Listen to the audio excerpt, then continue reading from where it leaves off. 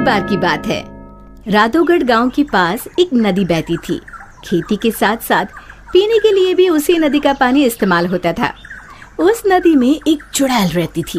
वो कुछ दिनों से लोगों को पानी नहीं भरने देती थी और बहुत परेशान करती। एक दिन, ए कमला, तूने मेरी चोटी क्यों खींची? पगला गई है क्या विमला? मैं भला तेरी चोटी क्यों खींचूंगी? झूठ मत बोल, यहाँ हम दो ही तो हैं। अरे अरे, वो देखो, हमारी मटकी का पानी कौन गिरा रहा है? रास्ते में उन्हें भुवन मिला, जो बैलों को पानी पिलाने नदी लेकर जा रहा था। क्या हुआ? इस तरह क्यों भाग रही हो जैसे भूत पीछे पड़ गया हो? हाँ दादा, भूती है नदी पर, सच में। भक, मैं ही मिला चुहल करने के लिए। दरन हो गई जिनैया मैं कैसी करूं। अरे क्या हुआ? ये बैल पानी क्यों नहीं पी रहे हैं? और मेरी धोती कौन खींच रहा है? कहीं भूत भागो रे। इसी तरह एक दिन रामू वहां से जा रहा था। उसने देखा बीच धारा में एक औरत बड़े ही आराम से बैठी हुई है। ए, तुम वहाँ क्यों बैठी हो? अरे बाहर आ जाओ, मरना है क्या? उसने पलटकर आदमी की तरफ देखा और फिर जोर से हंसी। तुझे मारना है? कहकर हाथ बढ़ाना शुरू किया। वो तेजी से गिरते पड़ते गांव की तरफ भागा और गांव आकर लोगों को बताया। हाँ, उस दिन मेरे बैलों को पानी भी नहीं पीने दिया उस चुड़ैल ने। हमारी मटकी का पानी गिरा दिया था। लगता है हमें ये गांव छोड़ना ही होगा। बिल्कुल सच कहा भुवन, मेरा भी यही मन है। गांव के सब लोगों ने गांव छोड़ने का निश्चय कर लिया। भुवन बेटा, हो गई तैयारी? हाँ काका, हो ही गई समझो। मुझे लगता है क्यों ना हम मुखिया जी के पास चले। हाँ, शायद कोई उपाय निकले। काका, मुखिया जी कोई ओझा तो नहीं? मुझे लगता है हमें हनुमान मंदिर के पुजारी के पास चलना चाहिए। बात तो तुम्हारी भी सही है।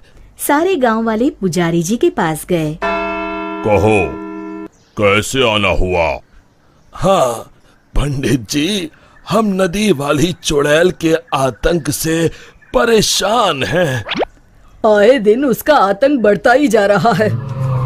मुझे तो लगता है हम सबको भी गांव छोड़कर भागना पड़ेगा। समस्या तो गंभीर है, पर भगवान दयालु है। अवश्य ही कोई उपाय मिल जाएगा। आप ही बताइए, क्या करना होगा? हमें एक हवन करना होगा। जैसे ही उस हवन का पवित्र धुआं उसे लगेगा, वो श्राप मुक्त हो जाएगी। पर चुड़ैल को हवन कुंड तक लाना असंभव है। असंभव में ही संभव छुपा है भुवन। तो हवन किया जाए। कल हस्त नक्षत्र है, कल ही ठीक रहेगा। ठीक है पंडित जी। आप लोग इस सामग्री की व्यवस्था कर लीजिए। मैं ब्रह्म मुहूर्त में वहां पहुंच जाऊंगा। हम सब भी पहुंच जाएंगे। हवन कुंड तैयार है, मैं जल लेकर आता हूँ नदी से। किसकी मौत आई है जो मुझे सोते ही जगाने चला आया? चुड़ैल जी, आप सोइए, मैं तो पूजा के लिए जल लेने आया हूँ। ये नदी मेरी है, इसका पानी भी मेरा, समझे? और हाँ, अपनी अकल को प्रसाद के जैसे बांटना बंद करो, समझे? पर क्यों चुड़ैल जी? क्योंकि मैंने ऐसे कहा। अब चुप, एकदम चुप। चुड़ैल जी, क्यों ना एक शर्त लगाई जाए। जो हारेगा उसे दूसरे की बात माननी पड़ेगी। बोलो, मंजूर है? तुम साधारण गांव वाले मुझ जैसी ताकतवर चुड़ैल से शर्त लगाओगे? चलो। चुड़ैल जी, पहले शर्त सुन तो लो। जितना तो मुझे ही है, फिर भी बता ही दो। अभी हम यहाँ नदी पर हवन पूजन कर रहे हैं, आपको उसमें आना होगा। उसके बाद हम सब गांव छोड़कर चले जाएंगे। और नहीं आई तो ऐसे ही रोज तुम्हारी नींद में खलल डालेंगे। ठीक है, पर मेरी एक शर्त है, मुझे कोई मंत्र सुनाई नहीं देना चाहिए। मैं पूजा में भाग नहीं लूंगी। ठीक है चुड़ैल जी, आप बस वहाँ बैठिएगा।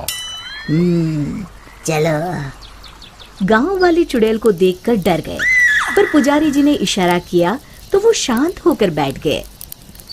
जैसे ही पंडित जी ने आखिरी आहुति आग में डाली और धुआं चुड़ैल की तरफ गया, वो जलने लगी और जोर जोर से चीखने लगी। बचाओ, मैं जल रही हूँ, बचाओ, कोई बचाओ, मैं सबको खा जाऊंगी, किसी को नहीं छोड़ूंगी, बचाओ। धीरे धीरे उसकी आवाज शांत हो गई। सब लोग सोच रहे थे कि चुड़ैल जलकर राख हो जाएगी, पर ये क्या? उस डरावनी चुड़ैल की जगह पर एक खूबसूरत परी खड़ी थी। वो मुस्कुराते हुए बोली, मैं एक परी हूँ। एक शाप के कारण मुझे चुड़ैल बनना पड़ा। आज आपके कारण मैं शाप मुक्त हो गई हूँ। अब मैं परी लोग जाऊंगी। उससे पहले एक वरदान देना चाहती हूँ। मांगो, क्या मांगते हो? अगर कुछ देना है तो ऐसा वरदान दो कि इस नदी का पानी कभी न सूखे। तथास्तु कहकर परी उड़ गई। फिर सब खुशी खुशी रहने लगे। शिक्षा, समस्या की जड़ तक पहुंचे बिना हार नहीं मानना चाहिए।